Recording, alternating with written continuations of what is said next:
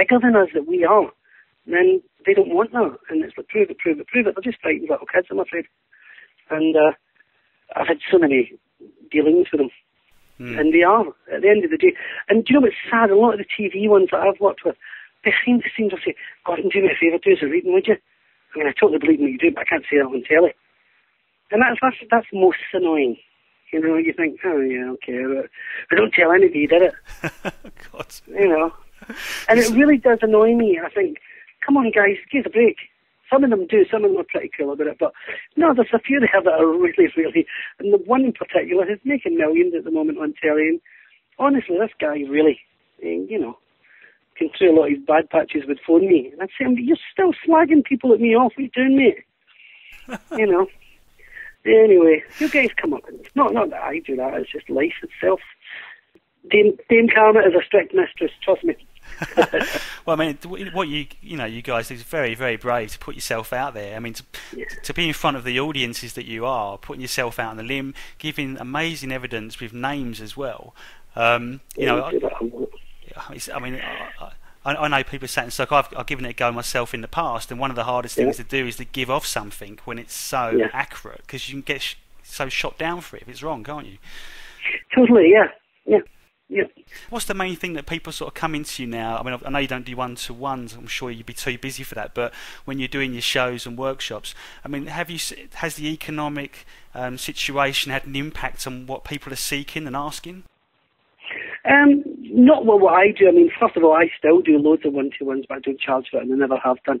And I do that my own way, and I have people come to me through my own means, and it's only people who have had a loss. That's all I'll see when it's a one-to-one. And the stage situation when we're doing the theatre, then, no, whoever comes along with that, I think everybody was hit a bit by the credit crunch and all that stuff, but no, the numbers of the shows are starting to really pick up. And that's good. And I think as well, I mean, a lot of the mediums come and go. I mean, I've been touring this for the last 15 years. I'm still doing it. And the great thing for me is I will keep doing that. So you see, like, you can get shot on living TV for a year or two and then you disappear. Yeah, whereas, that's right. You know, to me, somebody once says to me years ago, do you want to do this for 30 years of bronze or a year of gold? I said, I'll take the 30 year of bronze if you don't mind. Yeah. So, and I'm quite happy to do that because to me it's a message that's really important. And I know I can do this. I come alive when I'm asked to do it for real on stage or whatever. And that's how I'll always be. I'll never change that.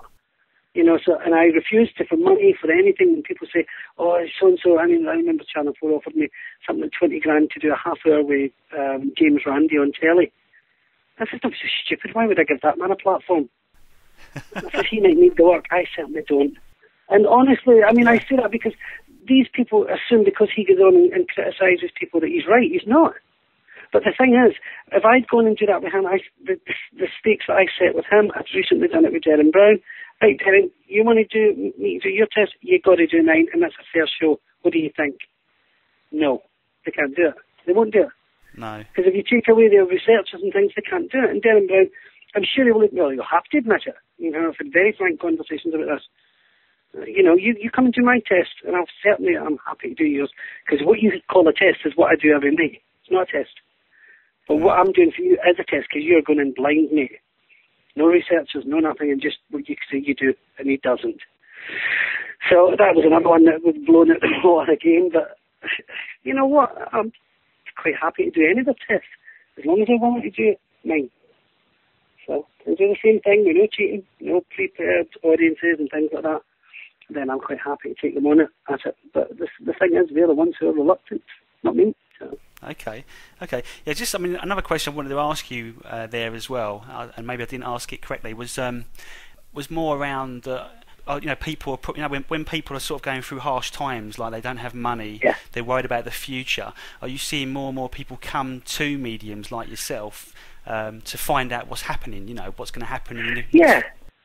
Absolutely, I think it's sort of there's a great big note of uncertainty above people at the moment, and I think they come along to people like me looking for hope, looking for direction, and a lot of people who you would never normally put in that situation. Yeah, I would have to say that the figures in that are way up. Yeah. How do you feel about the future? Are you optimistic about things? Absolutely. Yeah, I once asked my own spirit guide, So what's going to happen after 2012?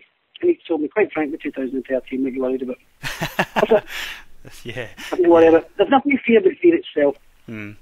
Yeah, I think the whole 2012 thing, there's so many different philosophies, whether it's going to be doomsday, we're going to get beamed off into spaceships. Nothing But like that will happen. I think it's more around just the growing awareness and consciousness, isn't it, really? What we're doing now, slowly. And that's all it is. And that's just a point. You know how many of these points have been predicted through time?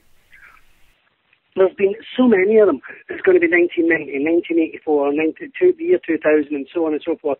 There's so many calendars, ancient calendars, predicting this, predicting that, and predicting the next thing. What happens is nothing. Nothing really changes. And remember, we can create something happening by mass millions of minds concentrating on the one thing. So everybody's concentrating on a fearful thing happening. So maybe something happens, an earthquake, a tsunami, and people go, oh my God, it's going to happen anyway. You know. So, I mean, just one last thing. An interesting thing you spoke about in your philosophy on Introduction to the Spirit World was that you were trying to guide people in that they shouldn't focus on having too many guides, and that we really should think about our own higher self. And that, I found that a very spiritual, open-minded approach to things. Well, again, spirit guides can become crutches. You know, the whole idea about growing spiritually is about growing yourself. And yes, we have spirit guidance, but when we can broaden our mind enough to see that we ourselves have a higher self, higher consciousness, that we have to connect to at some point. That higher consciousness is where the guides connect to us and all that stuff and whatnot. So instead of creating more personalities, which guides become, my guide was a North American Indian or an Oriental man who was very wise, or a nun, or whatever. All these archetypes, they're just other things you're creating. And spirit will be whatever you want them to be or need them to be in order to get through to you. But ultimately, they are guiding you to one ultimate thing, and that is you. So when you recognize you are a spirit, you think, wow, then there's really nothing to fear from a spiritual perspective. Nothing physically can really bother you. So do you see it as like, you know, once you still have guides there, but once you sort of go past that, you can almost guide yourself once you're in tune with your own higher being? I would assume so. But I wouldn't be so presumptuous to try and second guess what happens at a particular level. That is then supposition. Based on what I know and through spiritual experience, I would say that each one of us are spiritual enough when we realise it to be given the guidance to our own life. No, indeed. It's almost when you're in the flow of things go right, you feel really, really good. And it's all about how we react to situations, isn't it? That's the most important thing. Yeah. Well, you look at it that way. If somebody, I mean, if you put it on something as lowly as people who see auras, the people who see auras would say that, oh my goodness, that guy is really happy, his aura's really bright, blah, blah, blah. There's a woman over there who's no aura, she's dying, she's ill.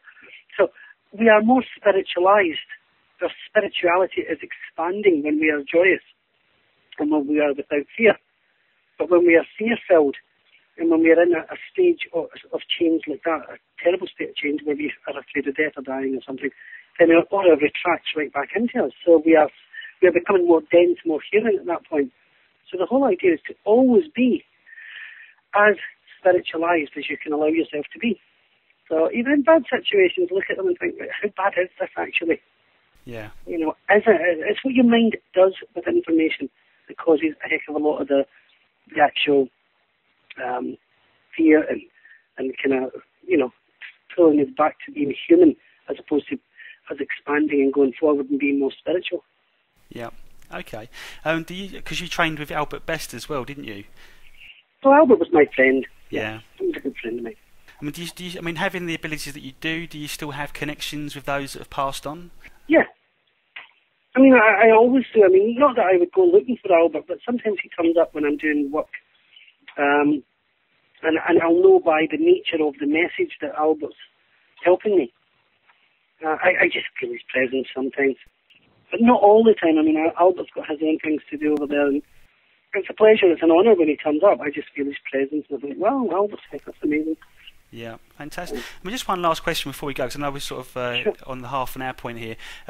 Yep. Because one of the big things that I've seen with mediums, the whole concept of the seventh son of the seventh son. Yeah. I mean, it seems uncannily true, though. It happens, isn't it? I mean, have you ever